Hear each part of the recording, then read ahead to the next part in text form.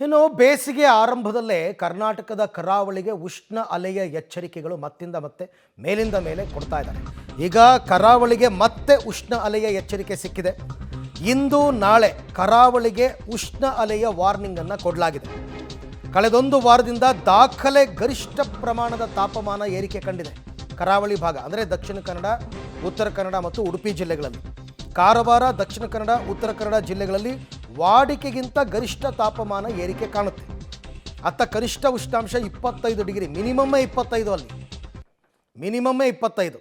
ಜನ ಎಚ್ಚರ ವಹಿಸುವಂತೆ ಹವಾಮಾನ ಇಲಾಖೆ ಈಗ ಸೂಚನೆಯನ್ನು ಕೊಟ್ಟಿದೆ. ಕಾರವಾರದಲ್ಲಿ 38.2 ಗರಿಷ್ಠ ನಾನು ಹೇಳ್ತಾ ಇರೋದು, ಹೊನ್ನಾವರದಲ್ಲಿ 36.6, ಮಂಗಳೂರಲ್ಲಿ 36.3, ಪಣಂಬೂರಲ್ಲಿ 36.7.